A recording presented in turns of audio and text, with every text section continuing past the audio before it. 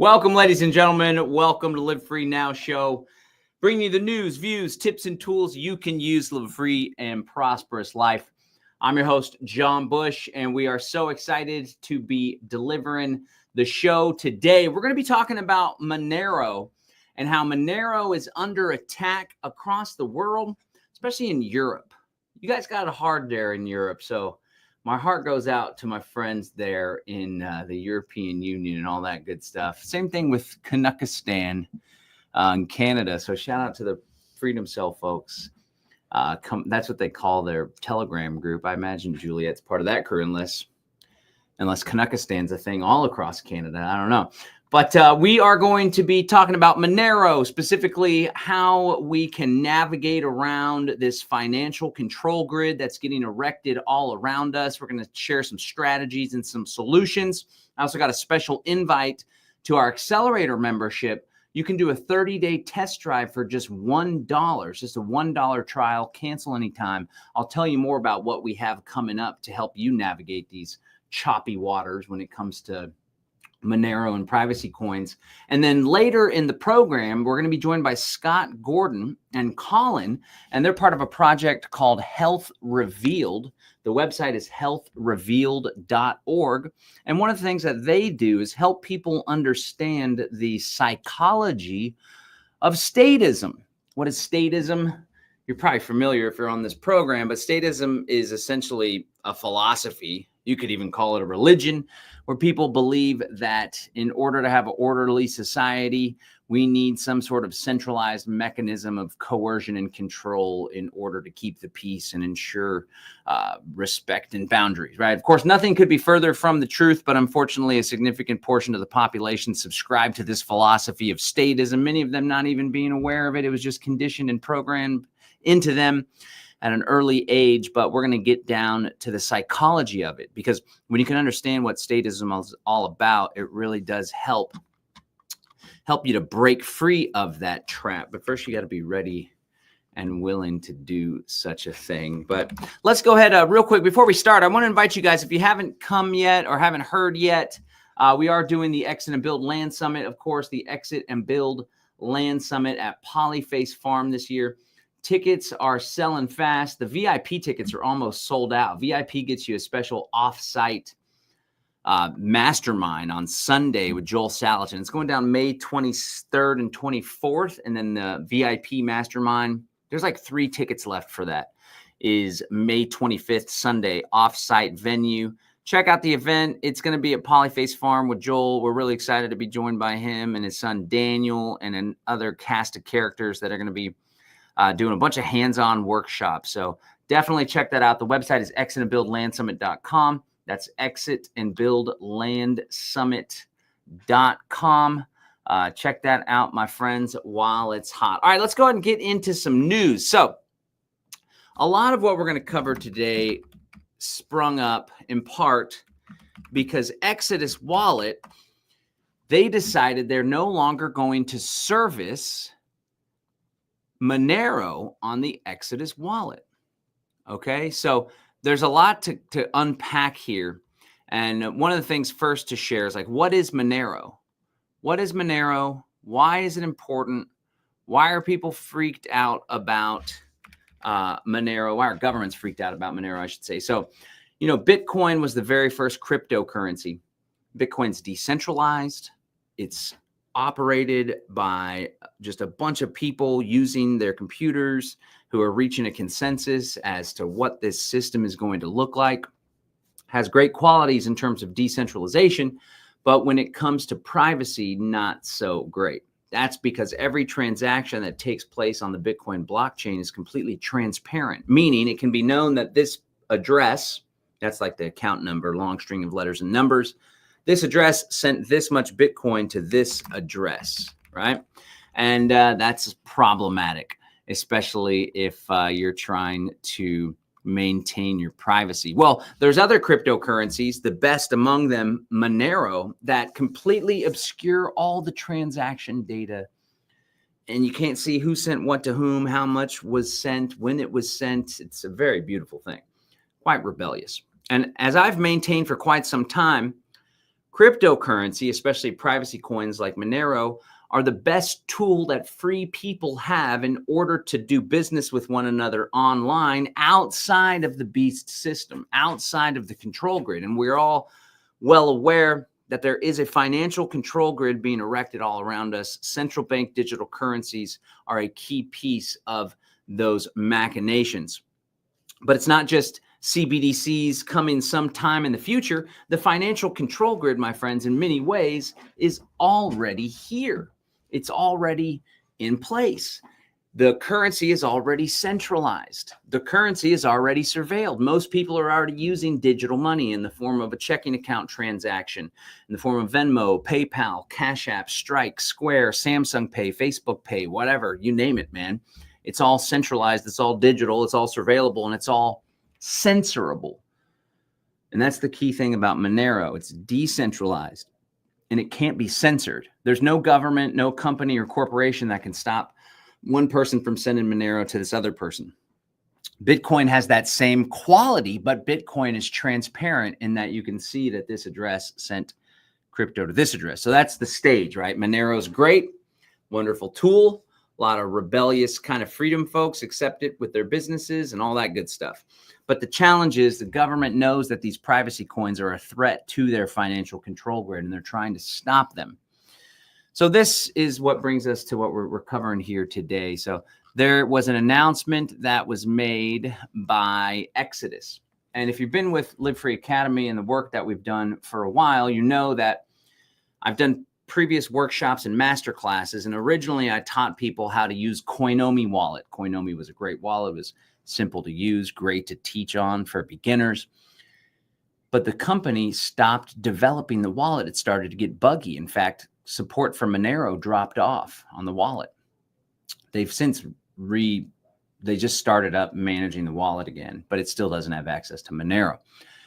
But the way I teach, I say you got to back up your wallet by writing down your 12, 18, 24 word recovery phrase. That's also the master private key that gives you access to all the cryptos on that if you have these words written down.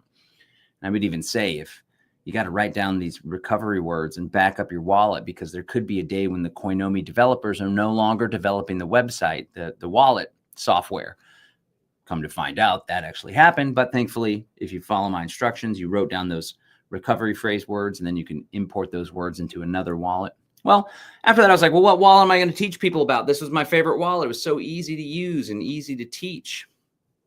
Well, what about Exodus? Exodus also, it has more bells and whistles, which made it a little bit harder to teach on just because I like to get into the mind of my students. And I know a lot of people are overwhelmed with tech. And they're like, oh my God, this is so overwhelming. What do I do? Coinomi was just bare bones, send and receive. That's basically it. Here's a list of all your different cryptos. Exodus has, staking and buy and sell and all this other stuff on there. Lots of stuff going on the page compared to Coinomi. Anyway, I digress, but it's a great wallet, reliable, secure, non-custodial, simple enough. So I started teaching people Exodus. Well, towards the end of last year, Exodus became a publicly traded company. And when that happened, I knew that perhaps we were in for some trouble. Now, not trouble doesn't mean all your crypto's at risk or whatever. As long as you back up your wallet, you're good to go because it's a non-custodial wallet. But being a publicly traded company, now this institution is going to be more in alignment with their shareholders' desires. It's a profit-driven company, and kudos to them for becoming publicly traded, the pinnacle of capitalism, right? But at the same time, it means that they're more likely to comply with regulations willy-nilly and not resist in the least bit, because to resist the government's regulations and requirements would put their stock price, their investor relations at stake. So sure enough, long story short, not too long ago, we get this announcement. This is from Exodus's support collection. What should I do with my Monero before support ends? You have until August 10th, 2025. So coming up here in just a few months to send Monero to another supported wallet or platform, or swap your Monero with Exodus. Exodus ends support for Monero on August 10th, 2025. After this date, you'll no longer be able to interact with Monero and Exodus because Exodus is a self-custody wallet. Your wallet funds remain in your control. You can always access your Monero with a compatible wallet, such as Cake Wallet. Till support ends, you can send Monero from Exodus to another platform or swap it in Exodus. Then they go over all sorts of different stuff here to be aware of. And of course, Cake Wallet. Cake Wallet is the new wallet that I'm teaching people from scratch. And I got to tell you, folks, this is exactly why I started the Live Free Academy Accelerator program. I'm going to invite you to join me just for $1 to test it out. Because coming up on August 13th, I am going to be doing a masterclass. So with the Accelerator membership, you get 2 monthly masterclasses. I teach and lead one on counter economics, cryptocurrency, entrepreneurship, alternative investments. And my wife, and sometimes myself as well, we teach a land and community workshop masterclass about homesteading, growing your own food, gardening, intentional community, buying land. Every month you get 2 live masterclasses just for members. Well, I already did a masterclass on how to install the Cake Wallet, taking you through step by step and even providing you with a really simple PDF guide. Well, coming up on May 13th, 6 p.m. Central, I'm going to be doing the Monero migration masterclass, where I'm going to teach folks that have Monero in their Exodus wallet exactly how to send it over to their Cake Wallet. Ideally, you already join the membership and you download the Cake Wallet. You follow my instructions, you get that set up. This is for folks that have Monero and Exodus, especially if I taught you how to do that. I'd love to teach you how to move it. But it's for anybody that's wanting to get started with crypto or has crypto in other wallets, because like I said, the space is constantly changing. I think we got some good time and dedication and support from the Cake Wallet team. They're crypto, privacy oriented, cypherpunk freedom people. I've met the developer and some of the staff in person at conferences. And so that's coming up. So I want to invite you guys to join. There's a link there in the show notes. If you're listening in, I want to also encourage you. I also want to encourage you to join us if you're just joining in, you can join the link as well in there. Or if you're watching this on Instagram, sorry, I just lost my train of thought because I was reading comments. So I should probably just read the comments, and that might make it part of the show instead of trying to say something and read the comments also. But that's the beauty of the show. You get to understand what's going on behind the scenes. That's exactly what happened. So Catherine Martin says, "Morning, John. Are you updating your Bitcoin for Boomers workshop in light of recent events?" That's a great insight. Yes, I should do that with a little note and an update. But I got to tell you, that's why I joined the Accelerator. That's why I created the Accelerator membership, because there's constantly things changing. So this isn't the only thing that's changed since I did the Bitcoin Basics workshop. We often bundle the workshop with a trial of the membership or time with the membership. But I'll make some updated notes in there on that as well. Jeffrey Bailey says, "This is the first time I'm hearing about this." He keeps and holds Monero in the Exodus wallet. So I really want to encourage you guys to join Tuesday, May 13th. Let me get you the link here to join the membership. It's in the show notes there. It's just $1. So, I mean, at the end of the day, we hope that you'll stick around and stay with the membership. It's $97 a month. Totally worth it. High value membership, tons of great info. And you do a monthly crypto office hours with me. So every month I make myself available to answer any questions that you have. We all learn from each other. So you get the tactical tutorial masterclass, and then you get the Q&A session every month. We're constantly adding stuff. You get some guides and other stuff as well. So check that out, join. And if you have Monero in your Exodus wallet and you're like $97 a month, I don't know if I can afford that, or I don't know if that's in the budget for now or whatever, then just do the trial. Come to the masterclass on Tuesday the 13th, and then you can cancel. No hard feelings. Of course, we want you to stay, and we're doing this in part to bring in more members because it's the core of what we're doing here at Live Free Academy. But if you just want to come in, get that medicine for the Exodus stuff, then I want to encourage you to do that. And I would encourage folks that have done the Bitcoin Basics workshop to do that. I'll probably send some communication to Bitcoin Basics people in order to do that. In fact, let me make a note to myself to do just that. And again, if you've done the trial, if you've been in the membership before, just hop back in for this period. It's only $1. Maybe you stay, maybe you don't. Either way, that's how you can get the updated information. Message to BitBoom peeps. Okay, my friends. So yeah, Cake Wallet's great. That's what we recommend. And you could do this stuff on your own too. The tutorials and instructions are out there as well. I'll just teach you in a most simple way. Later on in the week, we're going to be breaking down via emails. If you're on our email newsletter, you can sign up for free, livefree.academy/newsletter, livefree.academy/newsletter. But I'm going to be breaking down what's going on in the European Union. I mean, the European Union is going to ban these crypto service providers from acquiring, selling, handling, allowing the transacting of Monero. All right. France has already implemented that. But here's the key thing you got to be aware of. These regulations, for the time being, I suspect in the future, there'll be outright bans in governments, probably the European Union first. Maybe Canada will follow suit. The US will be a little bit delayed on that front because we do have relative freedom compared to these other places, I guess, depending on what regime. It's not like the Trump administration is going to save us. But what they're doing is they're controlling Monero only through those channels that they already have control over. For example, companies, licensed companies. And that's exactly what we teach with the Trinity Law method, right? If you go in and you set up an LLC or you get a license, you're voluntarily subjecting yourself to man-made law. But if it's just free people trading amongst themselves with a decentralized wallet, non-custodial wallet, then you're going to be okay. And that's the key thing. And that's everything that we teach folks on here at Live Free Academy. There's a way to do things through centralized exchanges, through custodial wallets that are regulated. And there's a place for that at times, right? Simple. You can get access from your bank account.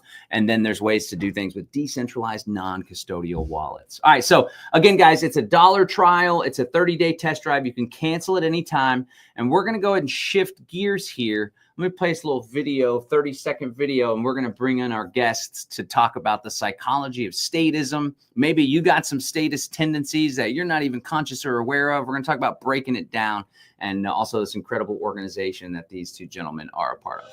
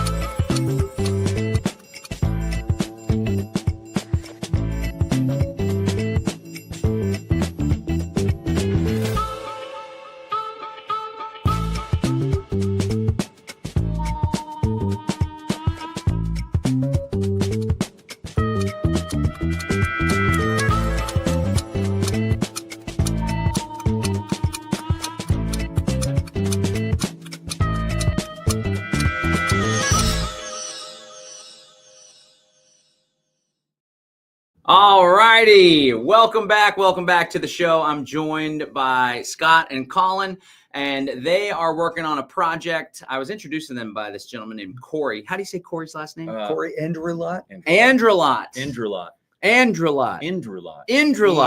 Corey. Corey. Corey's a rabble rouser. He's a natural law guy, a student of the great Mark Passio, and he's been wanting to do stuff together. It's been so crazy busy.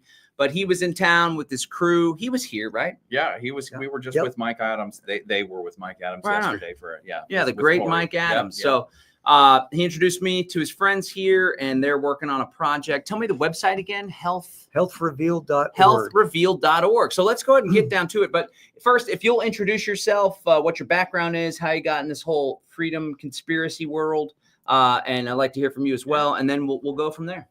Yeah, well, my name's Scott Gordon, and I have worked a little bit with Mark Passio and his group, and I think I kind of stumbled onto John's work through Derek Bros. And so I've been, especially since the lockdown, where I joined the Freedom Cell in my local community in Pueblo, Colorado. I've been following on off and on, and really interested in intentional communities. I'm a carpenter architect from long ago, but now I'm more of a part-time school teacher, and I'm really specializing in the inner work for the freedom community, helping teach and train people to do it with each other or on their own if they're capable of doing that. And just promoting, exactly what Mark Passio has talked about in the past a lot. He teaches the outer work, and he talks about the need for inner work, but people go, what do I do? And so that my purpose is to kind of fill in that gap. And I met Colin a few years ago, and just it was just a natural coalition, you might say. I was doing Zoom calls, and actually Scott, Stephanie, and Leslie all have been a part of my Zoom calls. Cool. And so and then I met Corey later, so much later. Yeah.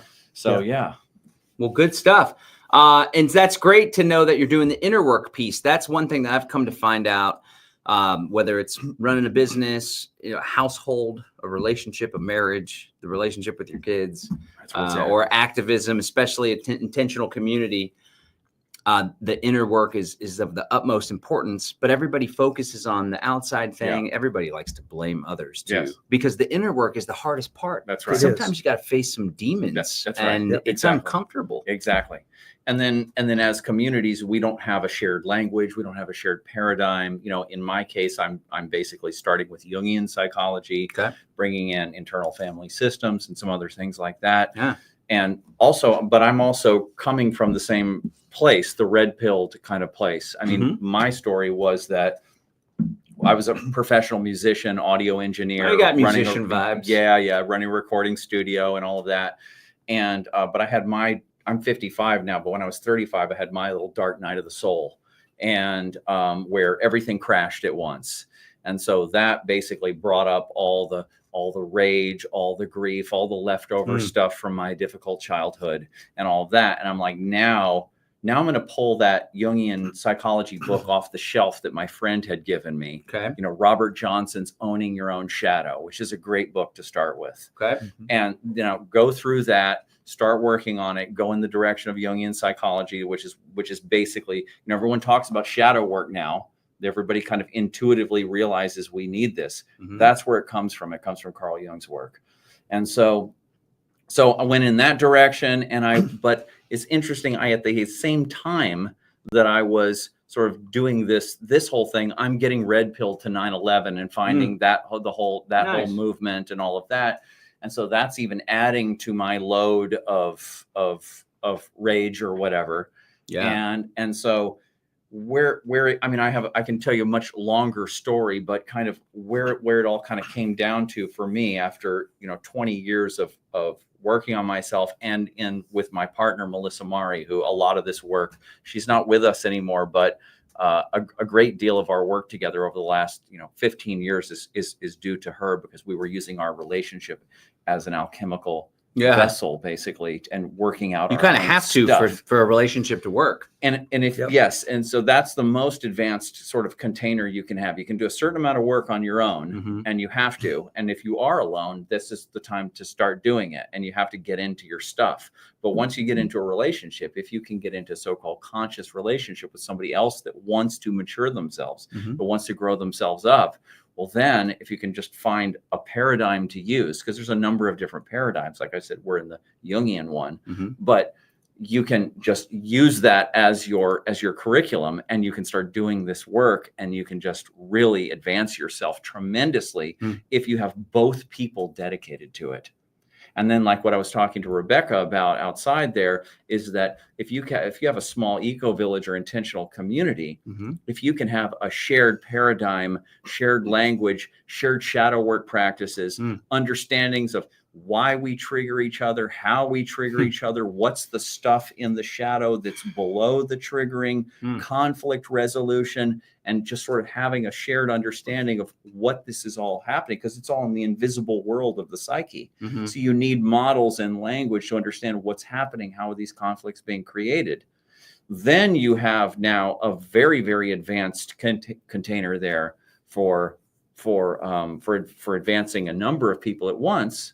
And then the last thing I'll say is, once you go into this domain seriously and you start investigating the shadow side of your own psyche and of other people, you recognize that all that evil that you were concentrating on in the outside world, the Bill Gates and the wars and all that stuff, is a projection of our own internal shadow material, and we're all collectively projecting and displacing our own grief, our own rage, our own sexuality out into the world. And this is what it looks like when you have a world of unconscious people dumping their own shadow garbage into the world and onto each other. Yeah. So there's nothing you can really do in the world to clean it up or whatever if you're not cleaning up yourself and your relationships. I love it. So that's the spiel there. It's a good spiel. Okay, it's a thanks. good spiel. Yeah, and it's challenging work to do. A lot of people avoid it. Even if you have the frameworks in place, it's still going to spring up. And what I've come to lately, because we are like, I'd like to think we're at the tail end of a season of great adversity in our household, in our community, on our business and everything. But Napoleon Hill says within every adversity lies the seed of an equal or greater benefit. That's right. And then a framework that I've been tapping into lately is Christianity and the teachings of Jesus Christ, especially. And I know a lot of people throw Paul under the bus, and there's some conspiracy there as well to uncover. But the whole rejoice in your sufferings thing has really spoke volumes to me. It's like suffering produces endurance, endurance produces character, character produces hope, right? It's because if you're tuned to growth and shadow work and you're more conscious in life, when the suffering springs up, you're like, why did I manifest this? What role did I play in attracting this? That's right. Why is this pissing me off so much? And what is there to uncover? And you're kind of like grateful. And I say that cautiously because I don't want to attract more suffering because the suffering's hard, but we're on a journey. And it's also like back to the Christian framework. I think I'm put on this planet, we all are, to do God's work, to do good work, however you want to frame it. And it's God preparing us for what's coming next, because what's coming next is going to be way bigger and way more impactful. And let's segue to that, use that as a segue to Health Revealed, right? So like, what is this project all about? Mr. Scott, do you want to share and kind of explain what it is? Healthrevealed.org is the website, healthrevealed.org.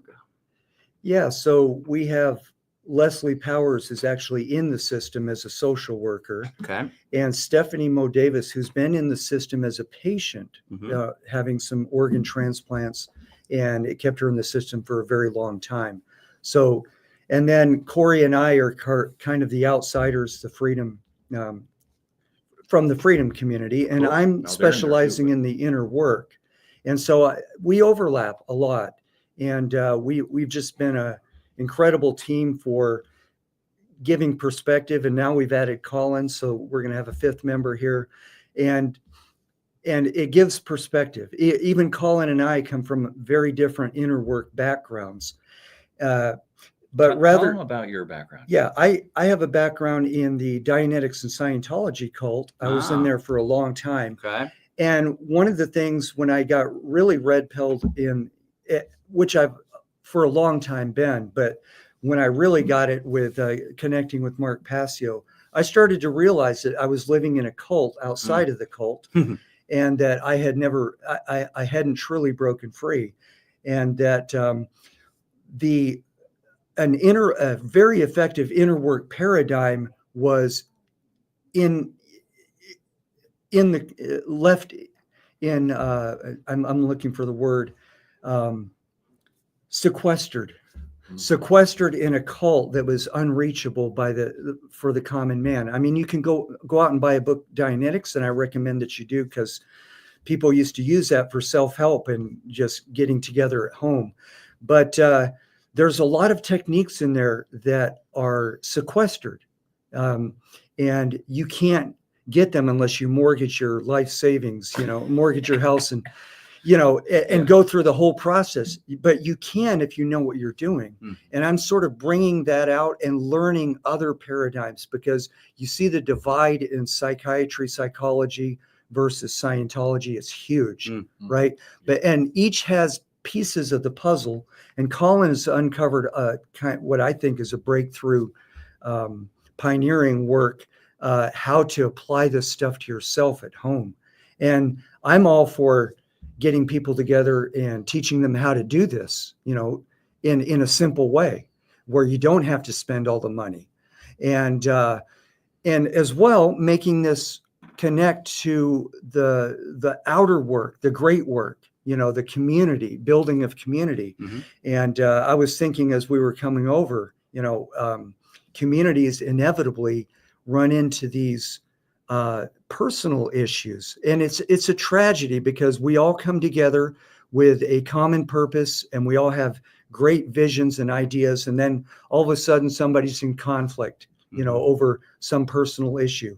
And it's a tragedy that we don't it's some have. small meaningless It's thing a small, too. That's small just thing. the trigger, right? That's a trigger. So it's if we're going to make these communities sustainable, they have to be sustainable not only by the design, but also sustainable by the fact that people can connect with each other successfully and keep that motion Right. going, Resolve and not their stumble conflicts, right. on these petty conflicts that can arise with people who haven't done or don't understand the inner work and the psychology that we're dealing with. I mean, yeah. So our community completely fell apart, and it was exactly because of that. And there was a new family that we invited in, and there was some conflict and tension there. But then there was even a fracturing of somebody who I considered my best friend, and that was an intimate part of this business that we have, Live Free Academy. And it just kind of came out of left field, but the writing was on the wall. But it's just, that came to mind because it's like, we are relatively conscious people, right? And we're doing inner right. work, and it still was like, it just completely crashed. So you really have to set the time aside and dedicate continual practice to this. And one of the key pieces is like, you just got to get your ego out of the way. That's what I've found. And as I've dove deeper into self-development, and then the Christian, or at least the relationship with Jesus Christ side has really helped to advance that. I've started to get a little frustrated when I can see that there's clearly some bullshit being spoken, or their ego is obviously preventing them from just being like, you know what, you're right. The way that I showed up just a minute ago or whatever. And I'm just kind of starting to get frustrated with it. But then at the same time, I still do it too, Right. So. Exactly. So we bring people into our lives to mirror our own repressed stuff, our own unconscious stuff, so that they're convenient projector screens for us to see ourselves in if we know how to look at it. Especially kids. Oh, absolutely. Perfect. But so let me ask you, what if there had been a third party when you had this blow up with your partner there? And what if that third party had come in and said, okay, well, John, here's how this might be working, and blah, blah, blah. And then you were like, okay, I can see that and stuff, because you're advanced enough to be able to gel with that. And then we had gone to the other person that you're in a conflict with and tried to kind of give them a paradigm of understanding how they were contributing to the conflict and what their side of it was. Would that person have been able, or they would have stood up and said, I'm out of here? Or would they have been able to say, okay, no, maybe you're right?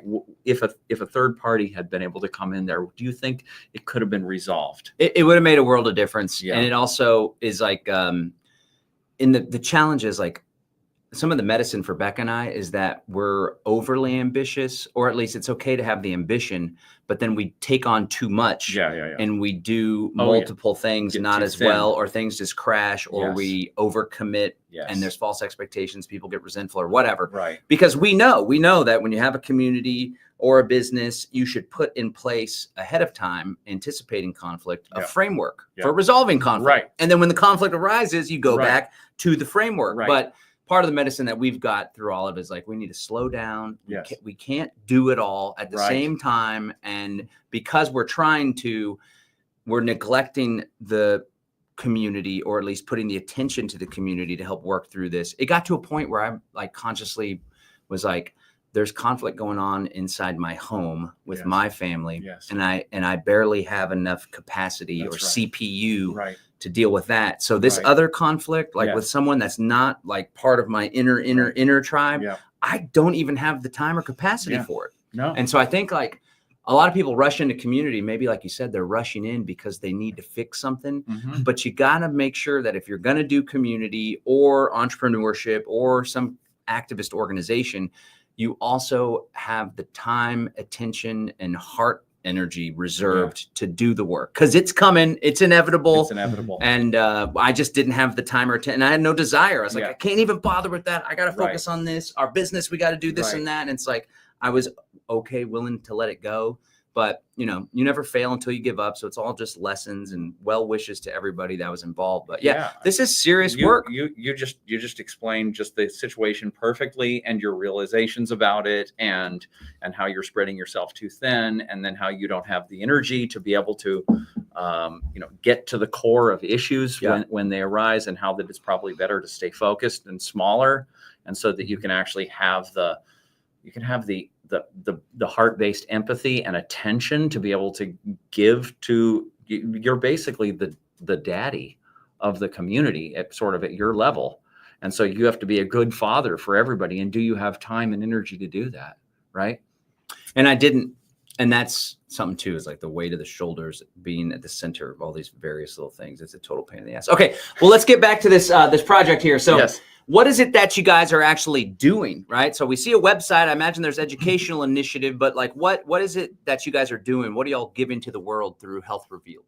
Well, we have literally hundreds of slides of information, bringing anything that has to do with the government, democide, which is, for those who don't know, death by government. Mm-hmm. And seminar, cool, for free right here. And like a lot of the experiments that people have seen on YouTube videos, like the old Stanford experiments, you know, how evil a person can be when they're following orders, right? So we wanted to bring this knowledge to the medical community. We've just been through a medical tyranny, and we're sort of still under it, right? I mean, for those who are in the matrix, it's a medical tyranny. Yeah, right. And we're trying to de-tyrannize things, you know, whether that means healthcare practitioners kind of wake up and go alternative, that's fine. Whether some insiders start reforming the system, which is a long shot, but we're always ready for miracles, right? There's some stuff happening with this whole Maha thing. Yeah. Oh, big yeah. Time. That too. Big time. That's a huge big help. boost to this whole movement. Yes. And bringing people together. And, you know, one of the action steps you guys can take is connect with us. We have a website, and if you have services to offer, you can get on our map. We have an interactive map. Oh, wow. We'd like to interview more people. You know, as soon as we're done, we're kind of wrapping up. We have literally over 12 hours of video of us together talking about our slides and giving perspective. So it's kind of an unlimited watch. You know, it's a lot of material. It's a big mission. Yeah, it's a big mission, and we're just trying to get people on the same page, you know, and reforming the healthcare system, the outer system, but more importantly, reforming their inner health, because the inner work is directly related to your health, right? It's like you got to do the inner work and the shadow work in order to, because you're going to manifest it in your body if you don't. See, that's the sad fact. So it's going to manifest in breakdowns in personal relations outside of you. It's going to manifest in your body when you don't address the trauma that you're carrying with you and that gets triggered. Sometimes, you know, you go through life and you don't even know you have these deep traumas until it gets triggered by something you don't know what. Yeah. And you're going along, you're 30 some years old, and all of a sudden, big crisis, maybe a big health crisis, and you may be eating right and all those things. And that's very important. You know, it all interacts. So we're more on the side of the mental and spiritual components of health. Okay. And bringing the health practitioner community up in awareness, and bringing individuals up into awareness of their, you know, what role do they play in their health, which should be a key one. It shouldn't be a passive, I just go to the doctor when I need to. It should be people educating themselves about their health and educating themselves about inner work, empowering themselves, right? Yeah. So that we can be a strong movement, a strong community. You know, there's a tendency to, when the pain arises from the triggering, a lot of folks, especially in the West, and I struggle with this myself, there's a tendency to numb it and avoid it instead of face it. Exactly. And so that's the whole rejoice and where you suffering get the addiction thing. from. That's right. It's And just a total avoidance. scrolling. And you just got to lean in. Yep. The distraction, the scrolling. Mine's work. Yeah. workaholism. Workaholism. And they're all destructive in their own ways. Absolutely, but you just got to face it sometimes, face the pain, get comfortable with the uncomfortable. All right, you got a book here. What do you got? Well, no, you know what I was, I mean, share okay, about it. We'd okay, love to hear about I it. was going to show you this one element in the book that Okay. it interfaces what you guys are saying, but let's just say, okay, so this Give is us the elevator pitch for it. the elevator. Okay. Anyone can go to shadowtechalchemy.com and you can get cool this name. book there, and or you can go to my site, which is colinedavis.com. This is okay. So a little bit of background. Melissa Mari, my wife, she's now passed now, which unfortunately, Sorry to hear that. yes. But we developed all this work together over the last basically 12 to 15 years, and so we wrote a book in 2015 called Shadow Tech, and you can go to books, and that was our first book. And if you scroll down a little bit more, you'll see it. And it's sort of a holistic look at evil, at what these guys were describing with their seminar and everything, with democide and statism and collective evil and what we might call the deep state and all of that. And so this was sort of a holistic, and I was using so integral theory and other holistic models to try to basically tie together the Jungian understanding of the shadow of the psyche with other understandings, all these red-pilled understandings, and sort of bring it together into a formulation.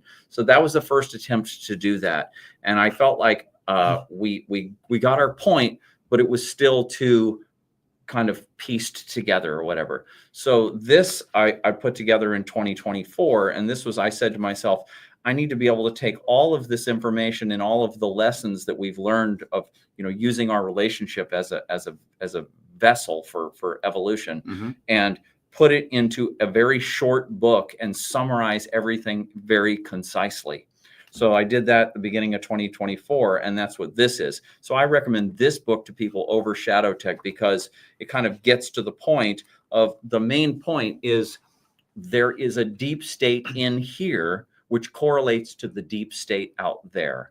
The deep state out there is a manifestation of the repressed shadow within all of us. And in fact, what we call evil could be, in the Jungian understanding of the shadow, which is everything we can't take, our egos can't stand to face about ourselves.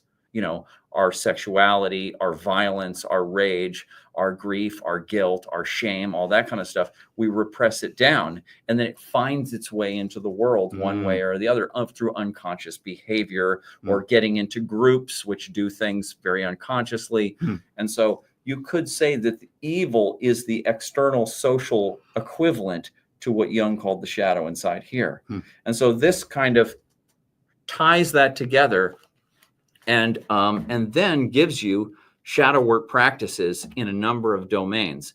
And what I was going to show you, John, is that, I don't know if you know Ken Wilber in integral theory. It's sort of it's like a holistic model that brings together a lot of models of psychology, of spirituality, of sociology, and brings them all into one framework. And sort of, we can talk about it later. It's very helpful. But Ken has something called the 4-quadrant model.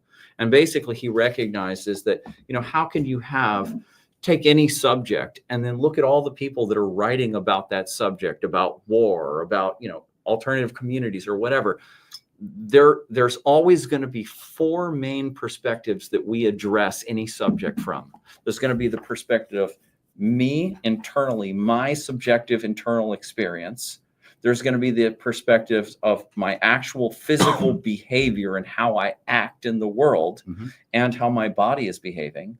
Then there's going to be the collective social culture, we call it, which is our shared understanding. And this is where people are going to create philosophies and all kinds of isms and Marxism and communism and capitalism. And then we can sort of share understandings through culture. And then there's the physical way we build the world. How do we actually construct our world? Are we in a modern industrial society? Do we have a hierarchical, educational system? Or is it more like this or that? 4 kind of main ways in which people address all the same problems from different directions. So I basically took the subject of evil and the shadow, And I put that into the 4-quadrant model. And I said, so what is this paradigm from all 4 of these quadrants? And so basically in the internal mind level, that's what Jung called the shadow. It's your repressed stuff in your unconscious. Okay. And then what we call cultural evil, that's all the destructive ideologies. This evil or shadow also manifests in the body as disease. And then it manifests in the society as what I call the collective deep state. That's like, wage slavery and the taxation and all that kind of stuff. How that it actually forms the basis of how we actually live together in society. So then I've given you shadow work practices in all 4 of those domains, how to clean up, how to make these domains transparent, how to bring the unconscious into the conscious with exercises in all of these domains and stuff. So I'm actually not just talking about the problem, but I'm saying you need work to do, you need practices, and here you go. Cool. And so that's what that and is. People can get it they shadowtechalchemy.com. Yeah, and you can actually, if you to get the book for free, I think all you have to do is sign up for my mailing list. But why don't I take you to my website, colinedavis.com, because I need to now make it very clear on the front of Shadow Tech Alchemy how to download the book. But colinedavis.com, that's my counseling site. Sweet. And if you go to the work, go to see, look at me. You're making it not very easy on us here. Scroll down.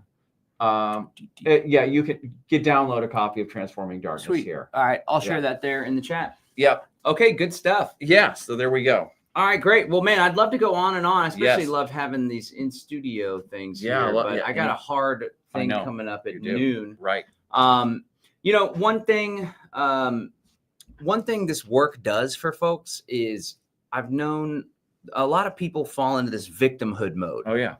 Especially if they had, we've all had trauma in our childhood, right. Especially if there's been extreme trauma. Yes. It's like, I grew up this way and that way, therefore I can't do this, or that's beyond me. And it's it's coming from a place of weakness, but we all have the power within us. And when we can tap into this mindset and leverage these frameworks and do this work, we become empowered. Yes. We become to realize that we're in control. And I think there's a lot of disempowerment through this system that is pervasive in society, and this work really helps to empower people quite a bit. Those are layers. There's layers of grief and stuff that are down there before they can actually get to feeling empowered. And they've been disempowered by parents and stuff, and disenfranchised by their family, and so they have these layers of anger and grief and disempowerment and stuff that have to be processed and basically integrated before they can start feeling themselves, and feeling, okay, this is my power. And then sometimes when you're in that situation, you start to touch your genius, you start to touch your power. And then you get maybe very inflated very quickly, very grandiose, and I can do anything. And I'm not a victim anymore. I'm a Superman. And then you start trying to fly around and show everybody how much of a Superman or Superwoman you are. And you're like Icarus, you go close to the sun very easily, and then you crash and burn. The pendulum swings and back. then you're like, oh no, I am a loser, just like my dad said, and blah, blah, blah. And they have to process all that junk again and stuff like that. But at least if you have tools, if you have a framework for doing that, you're like, okay, this is what's happening. This is what happened to me. This is why my psychology is the way it is. And this is what I'm going to have to cope with. And here's the exercises I'm going to do. And especially if you could find a third-party therapist, a counselor that's especially red-pilled or something would be nice. colinedavis.com. And we were talking about and the map, healthreveal.org. Check out the map. For exactly. The kind of work. We're going to, over time, start bringing in more people who are licensed therapists who are not inside necessarily academia and blue-pilled people, but actually red-pilled people who are licensed therapists, and people who are, whether they're Jungian or they're using the internal family systems model or whatever model they're using, that can interface with people that need outside assistance, who are in our movement. I want to make a pitch for you guys to consider doing this same work, but in the private realm. Mm-hmm. And this came up because you said licensed. And I know, you know, insurance and stuff, there's a Mm-hmm. role for that, but there's this whole model where you create a non-statutory trust, Right. and that stewards the resources, maybe rents the office. Right. That's where the money is held. Right. And then PMA. you have a PMA, Yep. and then you have a 508c1a, spiritual in essence. Some people try to like wedge what they're doing into the 508c1a. I know This they is do. obviously Yeah, 508c1a. Right. This Yeah. is spiritual Yeah. activity. So something to consider. And a lot of people are attracted to that. It could take on some I extra agree with you. oomph We were if it was talking like to that. Rebecca about that. Cool. Or yeah, And yeah, absolutely. I'm signed up. Sweet. I recently signed up for that, so that's where I'm taking it. That's All that's the right. track Yeah. I'm on. Yeah. And if folks want to learn more about that, if you want to check it out, we have a free webinar, livefree.academy. Okay. Yeah. / Trinity, livefree.academy / Trinity. Okay. Before we let you go, and we got to wrap in like 3 minutes, let's go down the line. And I want to each of us share one simple thing that anyone watching now or watching the replay can do in order to further this work. Just one simple tip, tactic, something easy they could do like right after the program ends. And the one that I'm going to share that's helped for me is to be very gentle and forgiving with yourself. Like you were saying, when you go into Superman mode and then inevitably something happens, you crash, and you go back down. Oh, that's exactly what you shouldn't have even tried or whatever. Yeah. Just be patient, be forgiving, love yourself. Yes. And the worst thing you could do is get caught in this rut of self-sabotage and you're self-hating and all this stuff. Just, okay, I screwed up again. It's not in alignment with the person that I want to be, but I'm growing and I'm on a path, and I'm going to forgive myself and forgive my inner child too for all that stuff, and forgive any aggressor or whatever. So that would be mine. What do you got, Scott? My best advice would be get a journal. And this is kind of lost in modern society. Some people use their electronic devices for journaling. That's okay. It's preferable to get something that you can write out maybe at your bedside before going to bed. But this journal is something you can use for your inner work. And it's very therapeutic to write out when you're going through adversity, what you're going through. You know, even if it's to yourself, if you've got a trusted mate or something that you want to share with, that's fine too. That all the better. But I would say that's the basic tool for inner work. You know, if you can't find a therapist immediately, or you don't really trust, or you have any of those kind of trust issues, you can start working with yourself. Get a hold of Colin's book. I have some websites, freescientology.us.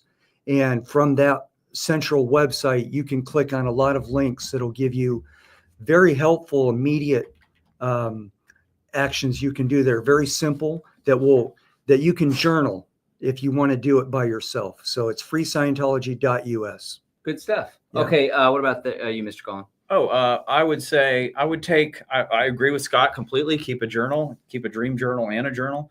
And I would take what you said, John, and I would say, okay, so you're in one of those moments. I'm going to give you an emotional processing technique. That's what it's called. You're in one of those moments. You've crashed. You've been triggered. You had a fight. You know, you're sitting on the other couch. She's over there, or whatever it is, or you walked out of there or whatever, or maybe, you know, got into a fight with your boss and you're driving away or whatever. Pull under a tree, pull in with a car, pull under a nice tree or whatever, kick the seat back or whatever, and allow the emotions that you're feeling right now to come up completely. Instead of driving like a maniac, right? Or screaming at somebody, road rage, whatever it is. Going to the bar. Or going to the bar, exactly. Or even maybe something healthy, like going for a run or whatever, which you think, well, this is healthy. It's still a displacement mechanism, and it's a way of getting this emotional energy out through another outlet, but it needs to come up through your emotional system. So allow yourself to sit down and allow yourself to be alone, and allow, if it's anger, it'll come up right on top and you'll want to punch something, right? But you don't let yourself punch something, and you just breathe and just allow the anger to come up. Often what will happen is underneath the anger, then there will be grief. And you'll want to cry, and then allow yourself to cry, and allow all the crying to come out. And you're in your car, or you're in your room, or whatever it is, you're alone right now. If you know that the incident happened a little while ago, and now you're alone. And so you can just breathe through it and allow all the energy to come up, and just tell yourself, I'd like to have all of this energy come up right now. Let the rage come up, let the grief come up, let the sobbing happen, and just go through the process and just sit in the car wherever you're at for 15, 20 minutes or however long it takes you, and just cry through it or just breathe through it and allow all that energy to come up and move through your physiological system. Then we can talk about why the conflict started and what the sort of pain body is, as Eckhart Tolle calls it, that's between you and your boss or whoever, your wife, whatever you're fighting with. But this is just an emotional processing technique to move the energy. And sometimes in the early days of doing this process, you'll actually have little micro spiritual awakenings. You might feel your consciousness kind of raise above your head or something like that, or you'll have dreams that night that are very important and stuff like that. So it's basically an allowance of all the emotions that's behind the trigger to move through you, and especially with the crying, and a lot of men can't cry, but women too. Allow yourself to start crying and sobbing, you could say, and moving that energy out. And the more you do that and just bring that into your life, that a lot of that shadow junk that you've been using, video games or addictions or fights or whatever to move, now can come out through this other outlet, and you'll start reducing that store of basically it's a store of old trauma symptoms and stuff, and you'll start reducing that slowly. Right on. Sounds therapeutic. Good stuff. Okay. Yes. Hey, I want to thank you guys for coming on the program. Always a pleasure. Thanks for coming in studio. It's always great. Anytime, brother. Yeah. And I want to thank the audience for tuning in. This was a great program. We talked about Monero. We talked about all the crazy stuff coming up and how to navigate around it. And then we got deep doing some shadow work, talking about healthrevealed.org, a great project you guys should check out. And of course, Colin's work, ColinEDavis.com. This is Live Free Now Show, bringing you the news, views, tips, and tools you can use to live a free, prosperous, and healthy life. Until next time, friends, peace and freedom. Bye.